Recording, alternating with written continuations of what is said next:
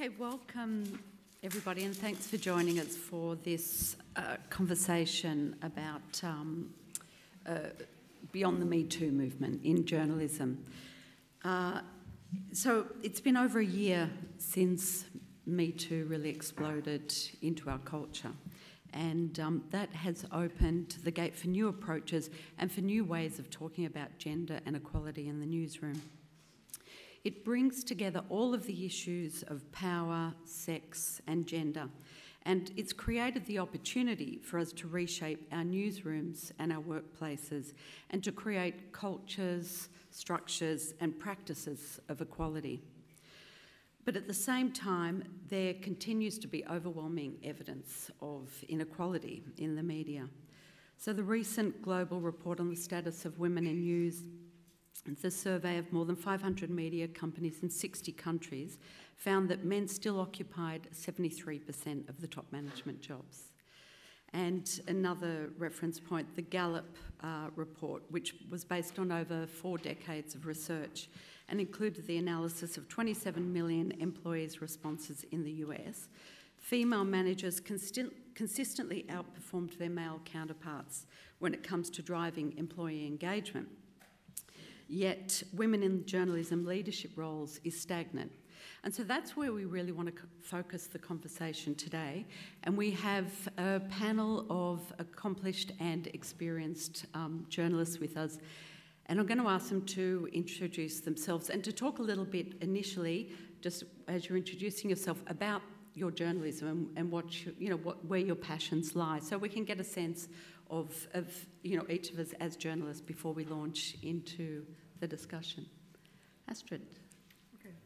Well, my name is Astrid. I'm from Germany, and I have been a technology reporter and writer for almost or more than 10 years. And I've been always passionate about female issues in the newsroom because I saw so much injustice, mostly starting after I had my first kid. And so I'm really very passionate about diversity and gender equality. And I worked as a reporter, I worked as an editor, I worked as in management. Now I'm on the innovation side and also reporting. And my conclusion was that if I want to change something, I need to do something, and it's not enough to have a glass of red wine with your friends and just tell each other how unfair the world is. So we founded Diverse Media, which is a non-profit for Germany, and our goal is to spur diversity and innovation in newsrooms. And I think I'm also going to talk about our experience, what we have achieved, and where we didn't were really successful later on when we talk to each other. Hello, everyone. My name is Tanya Mosley, and I am the Silicon Valley Bureau Chief for the National Public Radio Station in San Francisco, California. I lead a team of reporters covering technology and the impact of technology on society. And I would say that my passions lie in social justice issues and covering those issues, and also newsroom culture, and really cultivating talent that represents the communities in which we serve as journalists. Oops, sorry. Hi, everyone. My name is Daniela Pinheiro, and I'm a Brazilian journalist. I am the first ever woman to lead a political weekly magazine in Brazil. So I got this job, this new position, a year ago, and it's a very compelling environment for us women in Brazil, because we have many of us in managing positions, but not in top positions at the newsrooms. And I'm, for the past 25 years, I've been an investigative and political reporter. So I'm very interested in how can we keep legacy ideals, legacy media ideals, like through journalism, in-depth investigations in this new world. And I think we'll have too much to talk about here. Okay. And I'm Jackie Park. I'm currently a researcher with the Centre for Media Transition at the University of Technology, and I also work with Splice Beta, which is a startup out of that works in the Asia Pacific region on media transformation. But until recently, I worked for the International Federation of Journalists. I used to lead their Asia-Pacific projects and programs, and a lot of that work was really around trying to create, the space for independent journalism, and creating, cultures and structures for equality was a really important part of that. And I will say also, when we talk about innovation and media transformation, I think one of the really important things is actually around diversity, and you can see that happening both, slower in some parts than others. But, our newsrooms are getting more diverse, and I think also the kind of stories we're telling are getting more diverse. So that's just a little bit about me. So we'll start the discussion, and, I know, many of you will have contributions as well, and, as we kind of try to come to some sharing of where we've had some success or where we can see that there might be ways to address the issue, then it would be great to also hear from you. But let's get started. Let's talk first of all about Me Too. And I wanted to ask Tonya, as I said when I opened, so it's over a year now, and it really did explode in the US, and we've seen similar kind of situations like in India recently, where it really sort of landed in a big way and had quite a big impact, but a different kind of impact. But I'd like to ask you, is it too early to talk about change, the kind of change that might come from that? I would say absolutely not. Women and men have been working towards change in diversity in newsrooms and representation for decades. I think right now what we see, though, is an opportunity to be able to be pointed, to continue on beyond discussions or a few newsrooms who are working tirelessly to make those things happen, and think collectively how we can build diversity and representation in newsrooms, and what that means, and what the culture looks like within those newsrooms during those attempts. So I would say absolutely not. I will say, at the start of the Me Too movement, we were all, as journalists in the United States, clamoring on that story. And within every city, every state, there were Me Too movements that were happening, and we were in the front lines covering those stories. And then after you got a few weeks in, the journalists started to say, hold up, wait a minute though. This kind of stuff is happening in our own newsrooms. I have a story to tell. Who do I tell my story to? I'm the one that everyone is telling their stories to. And so it was a great opportunity at that point for newsrooms to really think about, in a very poignant way, the culture within those newsrooms. One thing that happened during that time is there were these summits that happened across the country. And there was one specific summit that happened in Washington, D.C., where over 125 news directors from television and radio came together to talk about sexual harassment policies. That was a first step in really thinking about what was happening within the newsroom culture. And what they found during that summit was that only 67% of staffers actually knew what their sexual harassment policies were after the summit, when they went into their newsrooms and did surveys. And then only 77% actually had sexual harassment policies. To me, that is surprising that in 2017, 2018, we're talking about newsrooms that don't have sexual harassment policies. So I would say to you, Jackie, that it's an opportunity at this time. Okay. And Astrid, tell us about Germany, where I know there's still a part of the media landscape is still very conservative and male-dominated, not completely, but tell us, how did it land? Or did you have a different kind of movement? Yes, so the Me Too movement, of course, was a big topic in Germany as well, and luckily enough, the media landscape has been changing for the last 5 years, actually very dramatically. You have media or legacy newsrooms like Der Spiegel or Die Zeit, where they have really put a lot of pressure on themselves to have more women in leadership positions, and that didn't happen because of Me Too.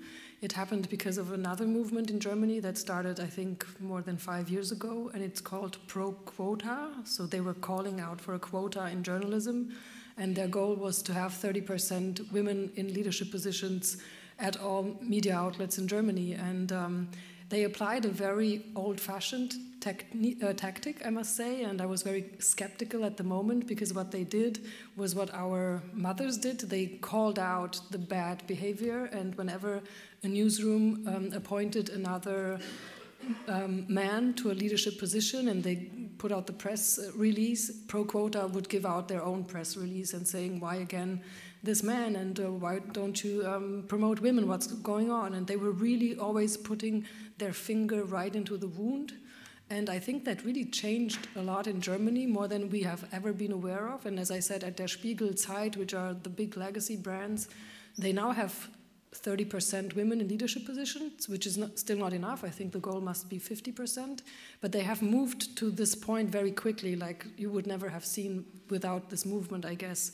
So when Me Too happened, of course, we were also, as journalists, very fascinated, and we wrote the stories and everything about that. But in my opinion, it didn't spark a new movement or so much things happening like it did in the US. And I think we still don't have the culture to talk about this openly. Like in Germany, it's still very awkward to say that I have been sexually harassed or something. Women really feel ashamed, and I was trying to do a story on that and talking to women in Germany who are on the boards of big companies and so on, and I know them, I have a network, I have their mobile phone numbers, and I think each one of them said, oh yeah, this is such an important issue and I care so much about it, but honestly, I have never experienced anything around that. And I was really shocked, because I thought this cannot be. We know what's happening in not only newsrooms but in industries all over Germany, but nobody really dares to talk about it. So I think if you want to change something, it really depends on your own culture. What is really helpful to your culture? I think a movement like Me Too in the US was very helpful, and it sparked lots of new conversations, but maybe in some other countries it's too early. I don't know what the problem is, but I think we also need to change in Germany, and we need to tell our own stories, which is really important, and to tell others what you have gone through, but we are not there yet, I guess, in Germany. And Daniela, Brazil is a different culture again. Yeah. Can you tell us a bit about? Yeah, I pretty much agree with Astrid, and our environment is very similar. But can I go a little bit out of the script here? Because we are attending a panel about women, basically attended by women. And I think there's something wrong in the way we communicate and we, sell our, issue. So I would love, I'm seeing like two guys in the audience. Could you tell us what did bring you here this afternoon, you and you? I don't know, I can't see another one. But can you tell us in a brief phrase? Yeah. I think that Me Too movement and the problem you're talking about involves our culture, as you said.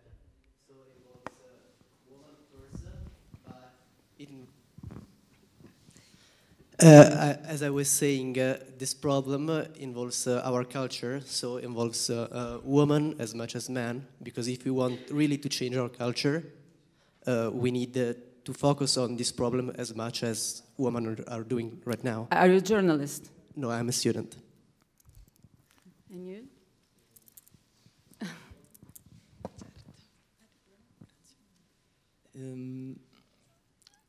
Basically, I just... one second.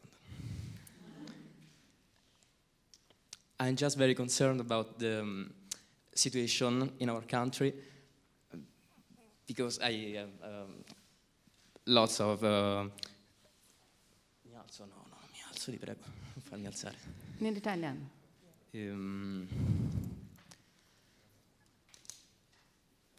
Do you need a translation?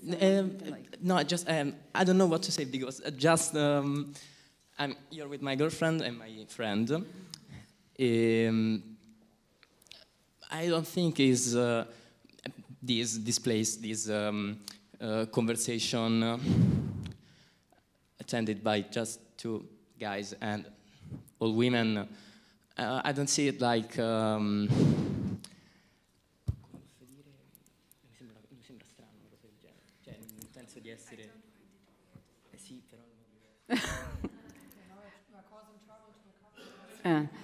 But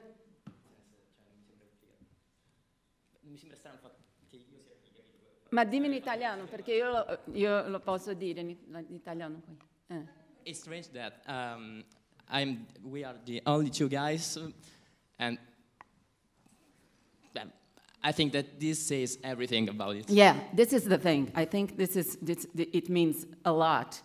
And so maybe we have something, our main challenge is how can we engage men into this conversation? Because as you said, it's like, it's nothing about, women and periods and, gender gap and blah, blah, blah. There is something very serious about the society, about the future of, companies. And yeah, I think it's like something, instead of debating, small things, our problem is so much more broader,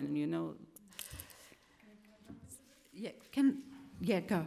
No, because this is one of the main questions that we are asking ourselves at Diverse Media. So I founded the nonprofit while I was still at Stanford in a night fellowship, and I was really fascinated about tech companies who were trying to do a lot of things to be more diverse, and they had those unconscious bias trainings and lots of data put out, and they were always very funny. It was not like this old thing, you have to do this, but they really want to have fun at the same time. So I brought all this concept with me to Germany, and we did our first conference with Diverse Media, and it was very hands-on with lots of workshops, and we had written invitations to every single male editor and editor-in-chief in Germany, and really invited them and so on, and none of them showed up, like really nobody.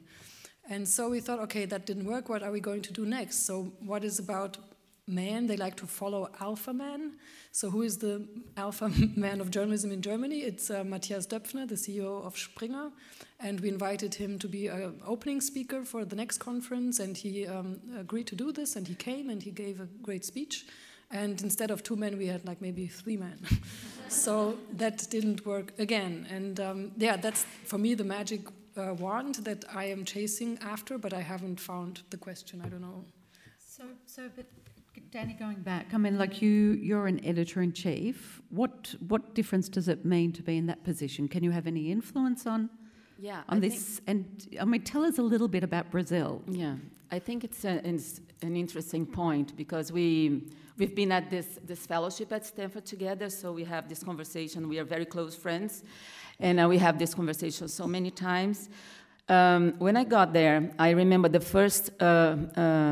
first week, we had a silly piece about free gluten pasta or something like this, and then the editor, because it's originally a very white male environment, and all the executive editors were men, white, angry men, and then I got there. In the first week, the guy showed me. He brought me the piece, the page designed. This page about this free gluten pasta story, and the picture was a very well-known Brazilian actress with big boobs like this, and a plate of, pasta in the middle of her boobs, and she's like doing that. And I was, you know what? That's the first thing that I told them. It's like, I don't know what we will become, but the lesson here is it's impossible, never more. Because it doesn't make any sense having, this actress with her boob, like, to illustrate a piece of free gluten pasta, whatever. After that, all of them, they are not at the newsroom anymore, because we have layoffs, and I replaced them, 4 of them, for 3 women. It's not because I'm a sexist too, or I want to, you know, do some kind of revenge towards men. It's not about that, but they are more competent than they were. But I think the difference is, I reflect about this so much. What's the difference about the fact that I am a woman in the final product I deliver to our readers?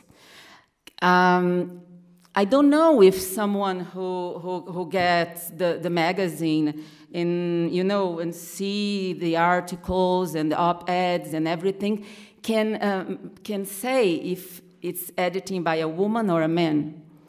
So, and this is lead us to another point, that who makes the real difference in a company? I think it's the person who is managing the money, like CFOs, for example, who really decide where the money will go and where is, where is the real investment we should do. It's not about only hiring people, but it's about let's, move towards another direction. And I think this idea of empowered, more money-linked jobs, positions are more effective than actually have a newsroom with a bunch of reporters, but no editors or executive editors or editors-in-chief. Yeah. To build upon Danny's point around women in leadership, and also to a certain extent what Astrid said about bringing men to the table, I think for decades and decades, the effort was to bring the male leaders to the table. So this is not a new idea, bringing them to the table, and somehow with their power they'll make change by having an understanding of the real issues. I feel very passionately that this Me Too movement is the opportunity for us to change leadership within news organizations. And how do we do that? One of the big things that I found in my career, because I've been a journalist for over 20 years, is that for many, many years, my mentors were pushing me to just be a better journalist, to move up the ladder to bigger markets within the United States. It wasn't until I got to a certain point that I had a female leader actually say to me, Tanya, I think you should take a management position. I think you should take a leadership position within the newsroom. And I actually said, no, wait a minute, I am a talent. I don't know if I want to be that person who is managing within a newsroom. But then I started to understand my power within the newsroom and the power that women have in newsrooms. I do believe that you can tell a difference when stories are edited by women. I think you can tell a difference when there's a female point of view, when there's a person of color who's also covering certain communities.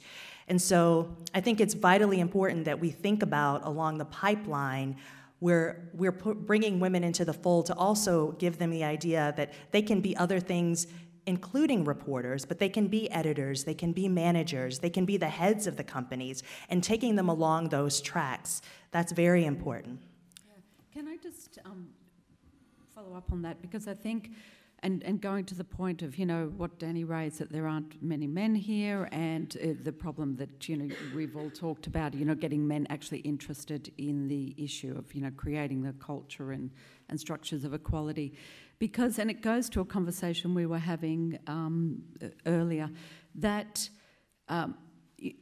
that if there is equality, it actually benefits everybody. And I think one of the problems that came through in the Me Too movement, or that the Me Too movement called out or showed up, is that we had these kind of godlike figures in newsrooms that were empowered to behave like that. Yeah. So, and part of that, one of the things that I think is really interesting change as well is when there is transparency around the structures, around salaries, things like that, it actually benefits everybody. So how do you break down those kind of power structures? Well, I'm sorry. Tanya first and then Astrid.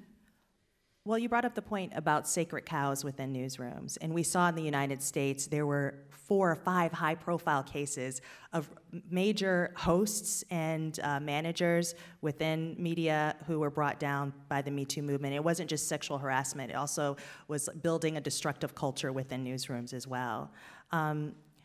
So I think when I'm talking to newsroom leaders before I arrived here, we talked very much about sacred cows and building a culture where there's no one person who holds so much power that they can, they dictate the culture within a newsroom. And I know Astrid has a lot to say around parity. Yeah, actually, I had another thought. I don't know about other countries, but one of the biggest systemic problems in German journalism is that HR is maybe on the level of the 1960s. There's no professional HR, so basically in newsrooms, if you want a job or something, then you talk to the desk editor, and then maybe you have another conversation with the editor-in-chief, and then you get the job or you don't. And surprisingly, it's mostly men who know the desk editor, and they have better networks, and then the guy gets the job. And I think we really need to put a lot of more focus on professionalizing HR in newsrooms. And so I disagree with Danny on this. I think it's not the people with the money. It's you really have to put in place professional HR practices and really bring in people from outside of journalism who know how HR is done these days. What kind of criteria do you use, KPIs? What is a 360 review? How do you measure success? What are your KPIs? Whatever. It doesn't exist in German newsrooms, and this sometimes makes me really furious because I think we like to write about others. I'm a business journalist, I've always been. So how many stories have I written about companies who fuck up with their HR? Sorry, mind my French. But yeah, we blame the others, but we never look at our own industry, and I think that really has to change very, very quickly. And I also disagree with Danny on the point of it.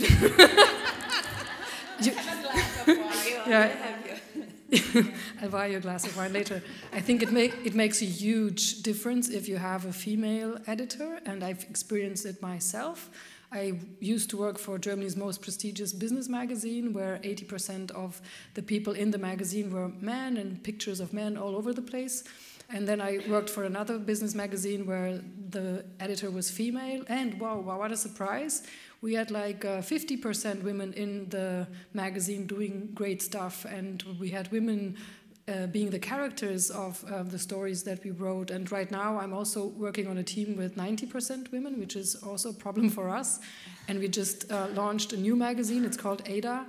And from the very first issue on, we had 50-50, and we had people of color in our magazine, we had people with disabilities.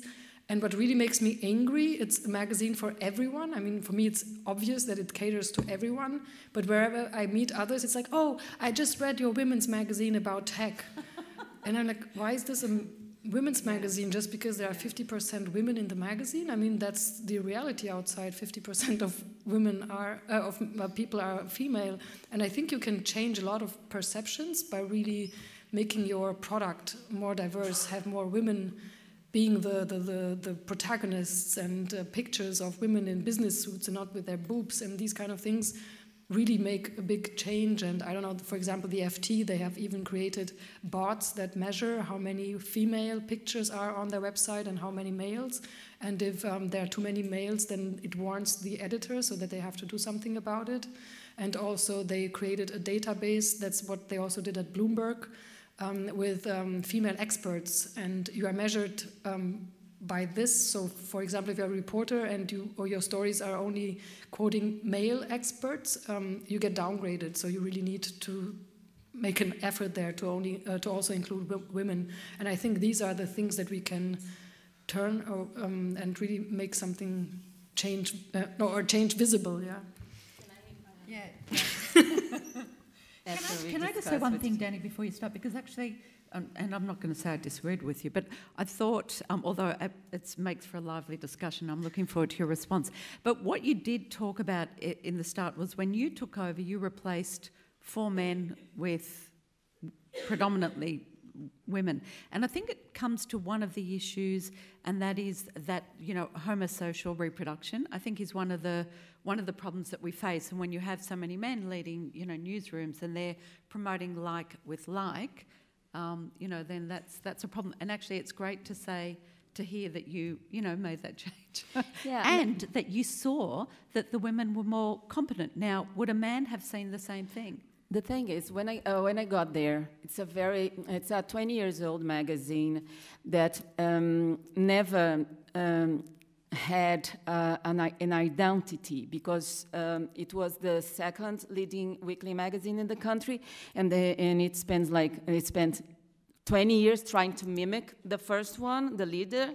So for 20 years, there's no identity. And many editors-in-chief with the same profile, white, old men, with a very, they know everything, and they think they are, you know, the inventors of the world and whatever. Anyways, when they hired me, I was very surprised because I was not the reader of this magazine. Even being like one of most well-known journalists in Brazil, I never opened this magazine. And the CEO who hired me, he told me, perfect. You know, so you have an open mind about what this magazine could be, and where you wanna take it to. But the thing is, I'm just coming back to the difference that I'm being a woman, or the newsroom is 50-50, men and women. But as I told you, in these executive positions, like it's not that way. It's mostly men. And when I replace the four men to 3 women, it's interesting to me, but our readers are 75% men, because it's a political magazine, and I don't know if it's culture or not, but yeah, women don't like us, or are not interested on us, on what we're saying. And I don't know if they're reading other things, but they're not reading this magazine. And that's why I told you that I don't see the final result as a result of a women leadership. I think it's a result of someone who is very into journalism and in a diverse, newsroom. And I would like only say one thing that we are talking to during the lunch. Domenico Di Masi, it's an Italian philosopher, and he has a very interesting quote about inequality. And he says, men and women, they only be equal when a very incompetent woman will be hired for a great position. So I think it's something that we need to stay with this thought. One important thing that I think to bring up around women in leadership positions within newsrooms, changing culture during this Me Too movement, is that critical mass is also a major part of success within newsrooms. So oftentimes, we do know that it doesn't matter whether you're a man or a woman or a person of color if you hold the biases of the culture in which you live. And this becomes very much something that we can see very clearly when you have maybe one woman or 2 women who hold positions of leadership within newsrooms. Because when you don't have the critical mass of women, then you can't build upon those skills and the perspectives, the unique perspectives that women hold to change not only culture within the newsroom, but the editorial part of what is being produced. So I just think that's an important distinction to make, because we can't just say just by having a woman or by having more women, we're going to change culture or we're going to change the editorial content. there needs to be more than that, and there also needs to be a direct and pointed effort to change culture within newsrooms. Okay, great. So, I just want to now take the conversation, and we've already touched on some areas about really what are the kind of changes that we need to see, and if we can focus those on, say, like the industry level, the organisational level, and we've heard some of those around HR and things like that, and breaking down power structures and leadership, but also what can we do at an individual level? You know, what can men and women do? And I'd like to invite you to also share what ideas you have, or indeed if you have any questions.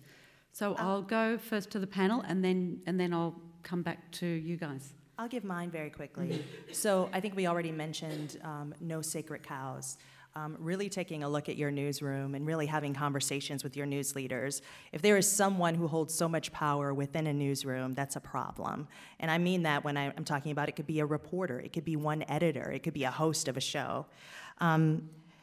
In changing culture, establishing lines of engagement and communication, specifically with freelancers and contractors, I think that we've done a wonderful job, and I don't want to say wonderful, but I want to say we've done a better job over time in the wake of the Me Too movement to have these discussions with staff, but with freelancers and contractors, they don't have a direct line of communication to specific managers often. And so they don't have a line of communication to HR to be able to talk about or share some of the issues that they may be dealing with in the newsroom and out in the field.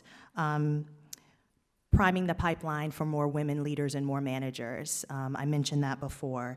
And then one thing that's very important, and me as a manager, I do this with my staff, is self-audits and audits with my staff on how we're doing, our relationship, if there are things that they need to share with me, and doing that on a regular basis. And I think we do that on a semi-annual basis. You may have a performance review every 6 months or once a year, but I do it once a week so that I can know exactly what's going on with my staff editorially, but then also personally. And then you'll have an inside look at maybe those interpersonal things that are happening within a newsroom, and maybe some inappropriate things that might be happening as well. I agree with you, absolutely. And I would add, no more secrets on salaries, for example, because I think Tonya just got a job in public radio, so as a public radio in the United States, salaries are public, so it was interesting for her to know how her partner in the show earns, because it's a very open, negotiation, and I think it would be a very nice thing to do. As I told before, have more women in these money positions like CFOs. And again, the main thing for me, trying to find out a new approach to this movement or these ideas, because the Me Too movement, the movement in Washington, all women using pink hats, pink's not the color, because it's everything about, it's about a stereotype. Let's use blue, caps in these things, or and find out this voice, because I'm sure if you organize, and I used to organize an international journalism festival in Brazil for years, and every time we had a panel with this name, for example, our example here, Me Too. I saw many times the organizer, oh no, my God, another Me Too, it's all about women and blah, blah, blah, blah. So it comes with a lot of stereotypes. So how can we break, this old mindset? And I don't know what the solution is. So in my mind, on a structural level, it's really quotas, and I know that in some cultures this sounds like outright socialism, but for example, in the Nordics and in Germany, we practice those, and I have talked to lots of experts about this, and I wanted to know which is the one tool that moves the needle the fastest. And I will never forget, I interviewed Iris Bonet. She's a professor at Harvard. And she told me that quotas actually are the only means that are scientifically proven to be effective. There's nothing else. So the unconscious bias test and whatever you do, there's no real data proving that there is an effect. But with quotas, you can see it immediately. And I think it's worth starting conversations around that, even in cultures where that might be not so accepted, but it really brings a lot of movement. And the thing is also, once you start with this, it doesn't mean that you have to have this quota for the next 100 years, but we will have it maybe for the first 5-6 years until we have 30% women in leadership roles. And scientific studies also show you when you have passed this threshold of 30%, things start to change, because you have these women who start to change the culture, who are more aware of family, life balance, and who promote differently. So, as you said already, it's not enough to have one woman that everyone's so proud of, that they have their woman on their board or whatever. Change starts after 30% of women in leadership. On the organizational level, as I said before, I really believe that we must put professional HR practices in place right now, and we are much too late for that, and that this is really critical. And on the individual level, I think is build your own network, and that might sound like a very old-fashioned thing or a no-brainer, but if you have this network, really start talking about the things you know and share your knowledge. And because you raised this salary thing, in Germany, in many contracts, it says that it's forbidden for you to talk about what you earn. And actually, this is bullshit, because there's no law. So if you talk to someone about your what you earn, they cannot punish you or kick you out or whatever. And but you'll be like a troublemaker. Yeah, in the but we are a troublemaker already. So what's the difference? And this has been so helpful for myself, because for years I didn't talk to anyone. And then we started talking to each other, mostly women, sometimes even with men.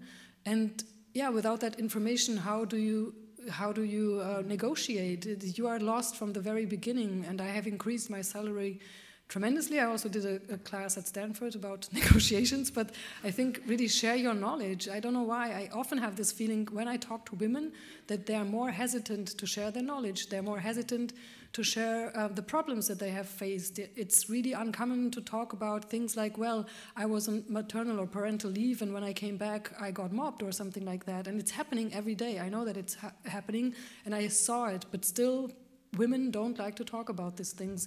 And I think the more you really tell yourselves these stories and start to support each other and think about it strategically, what can we do? So, for example, I know at some news companies right now, women, before they go to the big conference, I know in most newsrooms you have these conferences in the morning where you set the agenda, what's important, what's not. They talk to each other before they go there, because that's what the men have been doing for 50 years.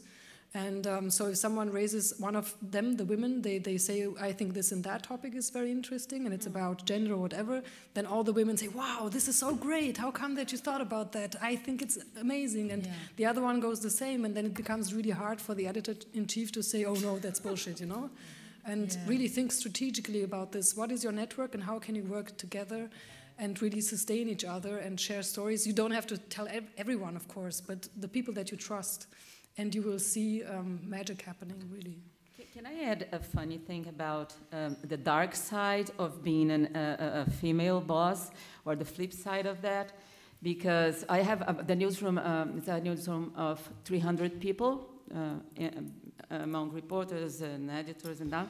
And once, when I got there, the first month, I think, I knew there was a very good writer there in our bureau in São Paulo, and I was thinking about a piece that is an in-depth investigation about a guru who was suspicious to be like a predator and with sex assault stories. Anyway, and I told her, I can't remember her name, I think it's Andrea, oh, I think you're the perfect person to write this story. But you need to travel because it's in the countryside. And he said, oh, Danielle, I would love to, but I'm breastfeeding. But, oh, my God, that's so great. And you're back to work. How months the baby Ele falou assim, no, it's 2.5 years. Eu falei, what? You were breastfeeding a 2.5 years baby? So, but I couldn't do that. I need to control myself because maybe she could go to the compliance and say something. That was some kind of harassment. But you don't breastfeed at 2 years old. Otherwise, it's a fetish thing or another problem. Some people do, Danny. Yeah, they do. You have to, that is not... But it's not a problem. Yeah. But okay, but you can do that. But you can't say to your boss, you can't, travel like 3 days because you're breastfeeding. Okay. At 2 years old, Tonya.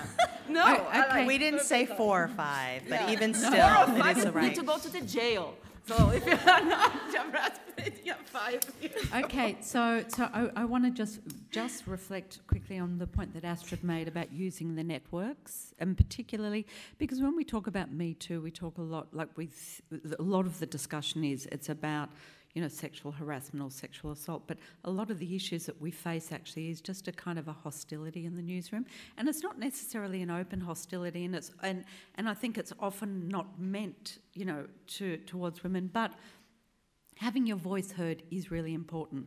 And I just thought that was a really sort of smart idea, and we had a lot of smart thoughts actually come through. But now let's hear from you guys. Who'd like to go first? Hello. Hello? Hello. Yes, I'm on. Sorry, the usual trouble with the microphone. Hello, my name is Sylvia Loder. I work for a Czech magazine in Prague. And I have several remarks and then a question. I will get to the question, I promise. Mm-hmm. I think when you discuss what works, I think it's a combination of things. I think absolutely works if... but I think that the common denominator has to be a knowledge and a knowledge of the topic and a willingness to change things. And I think what both ways work. If you have a male editor-in-chief, but he needs to be aware that this is an important topic and apply it. And also if a female editor or female boss is there, she also has to be aware of this. And in my magazine, we tried both ways. And I was actually in charge of this special edition of my magazine, which covered, it was 100-year anniversary of Czech independence or Czechoslovak independence, but we're now split. Anyway, it's not important. And I was in charge of this project, and I looked into the history books and spoke to the historians, and it looked like there were no women while the state was actually established and while the independence was fought. And of course, that wasn't the case. But I think the difference was really made by the fact that I was aware of that. I need to put some women in the issue, and I actively dig out some female stories which were very, very little known in the country. So that's one part. But then on the other hand, I can see how me being persistent and really a troublemaker, what you just mentioned, you have to take on this role of this annoying person who every time there is a unbalanced article or there's not enough women voices in the magazine, you raise your hand. And I have to say that even doing this consistently for several years, I have a kind of a reputation. So you can see situations during meetings when somebody says, well, we should have some like interesting young men in the issue. And then he just stops and looks at me and says, and women as well, don't worry, Sylvie, like there will be women almost with the terror. Yeah. So I'm getting to the question, do you have any specific strategies how to deal with the fact that you become a troublemaker, you become someone who is known to just be obsessed with this question and to bring it up, and how you actually deal with it? Because I have to admit that it's not always pleasant, and I sometimes almost am defensive beforehand, say like, listen guys, I like men, it's nothing against you guys, I just want women to be heard and represented. And then I hate myself for being defensive because I don't want to be defensive. I know I'm right. So how do you, just to put the question in one sentence, how do you deal with this? And are there any strategies, how to actually present this issue in a way that you actually achieve something and not go nuts in your head? Thank you. I'd like to answer that for you. it can be a heavy burden to be one person who's taking on an issue within an organization. For many, many years, aside from gender, I was really the main one in all of the newsrooms I worked for, pushing for more diversity, more people of color within the newsroom. And I realized what really worked for me was to build allies within my newsroom. And not just by saying, hey, here's this issue, can you help me with this issue, but also by being strategic and saying, and just throwing out little nuggets of knowledge, putting seeds in people's minds so that they'll be the ones who bring up issues, and it's not necessarily just all on me. And it doesn't even just generate from me. I mean, having regular discussions with my colleagues around issues, but around issues in a way that we're talking about moving forward. And so, for instance, I'll give an example. We were talking specifically around the issue that I brought up earlier with contractors and freelance workers having a pipeline to be able to report issues of harassment within the newsroom. Well, that was an idea that I had had for quite a while, just from hearing from other freelancers around some of the issues that they were dealing with, and they felt like they were in no man's land. Started to talk with other managers about it, just saying, you know, hey, there's this thing. Do you notice this with your folks? And before you knew it, over time, we were all talking about it. So we were all in managers' meetings, and everyone was talking about it, and it just wasn't me at the table talking about it. So I would say building allies is like the biggest way to deal with it, and it lessens the burden on you. I just wanted to add to that too, because I edited a magazine for many years and also programmed. We had a festival called Storyology in Australia, plus a whole lot of other events. And you know, I was always very conscious that, you know, we wanted to have equal representation of men and women. But often women say no, and they're not as, men come to mind all the time, right? Because they're always around and promoting themselves maybe a little more. And so I would say on a personal level for women, it's also important to say yes. You know, when you're asked to do things, and it pushes you outside of your comfort zone for sure. But that's how men. I found you ask a man to do something, it may not be on topic, but they're like, for sure. You know, I don't know that much about it, but I'm sure I could, you know, come and talk on your radio show, or, you know, whatever. You ask a woman will say, oh, I'm sure there's someone better. You know, and so we need to ourselves as women be more confident. Yes, I think because they're streaming, they want the mic.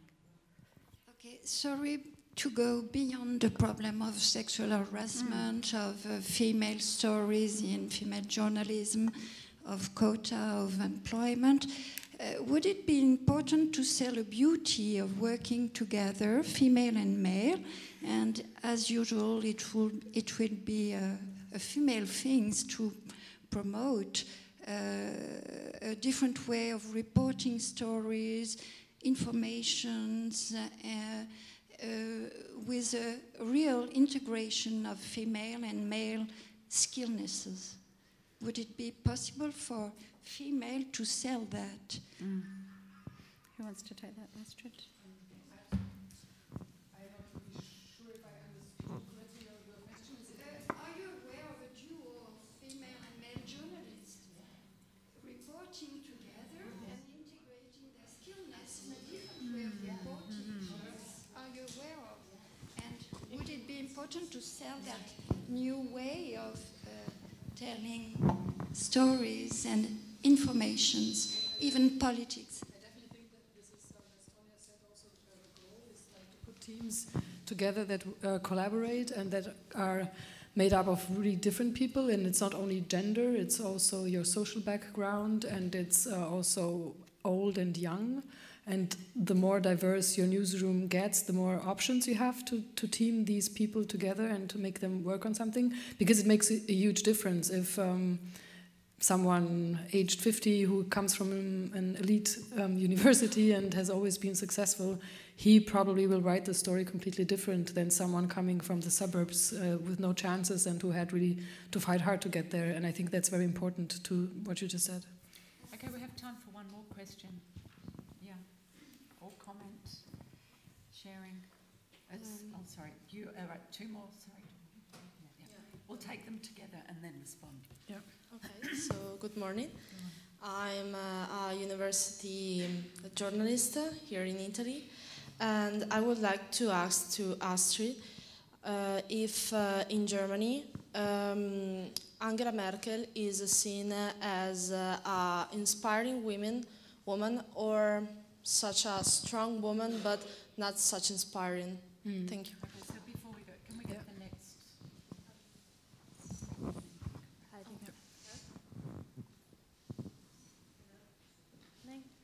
Can you hear me? Yeah. Thank you very much. So yeah, I would like to go to a point you raised at the beginning about why the audience is mainly women, made up of women.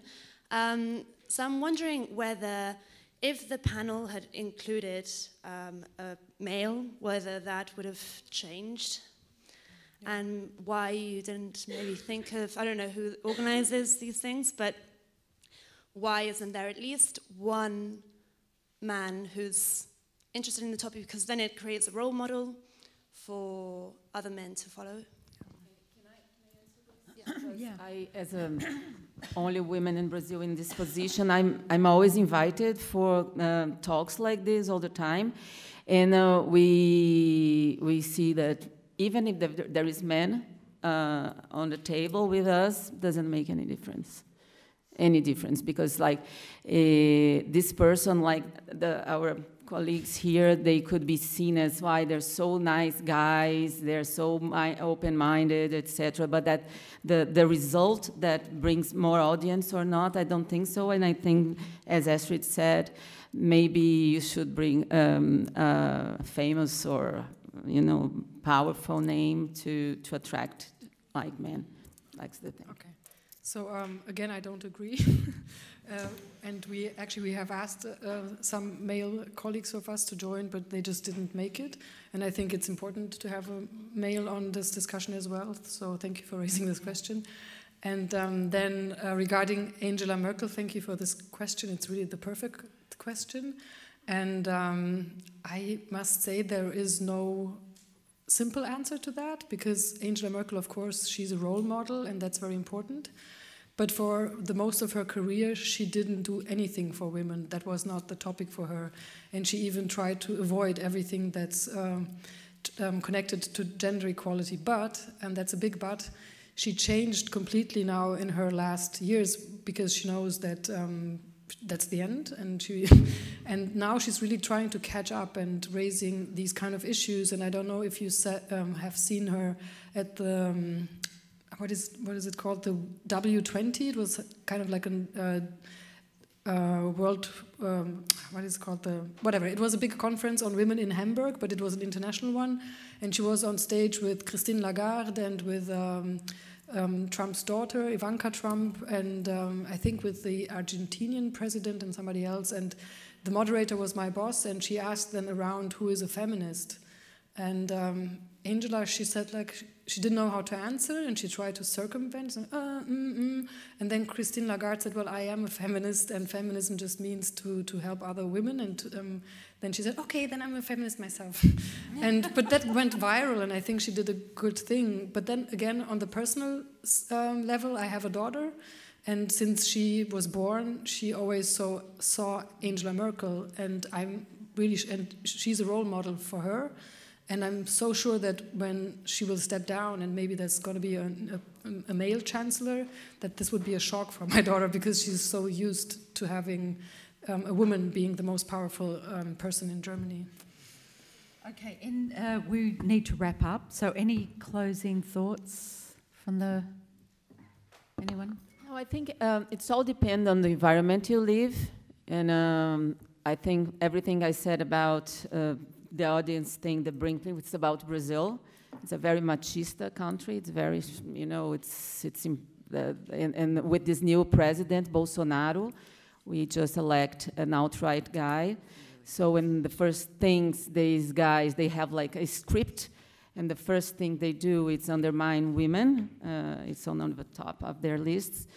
So, yeah, but I think we should be brave and resist somehow doing, this is something that in despite we are having so few men here, we need to keep talking, and trying to organize things, you know, more powerful things, and in different venues with different themes too. My last words would be, you know, why this conversation is so important is that we want to truly reflect the communities that we serve as journalists. So being able to have an equitable newsroom, being able to have a newsroom with a culture that lends itself for you to be able to produce great journalism includes having women who are leaders and also building a culture where you can do those great things with journalism. And I also have a very quick last remark is we are living in strange and dangerous times, and populism is on the rise, and people living in Italy know what I'm talking about, and it's a worldwide and global phenomenon, and they're going after women. That's the first thing that they do, and there is already a backlash.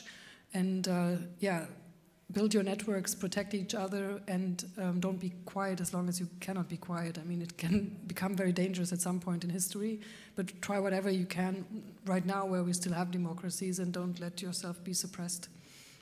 Yeah, okay, just so thank you very much everyone in coming. I think we have like a huge challenge ahead of us, but I think it is a unique moment and there is an opportunity, and we've canvassed a lot of ideas and tools that we can put in place, but I think having a network and understanding that the change happens on many different levels.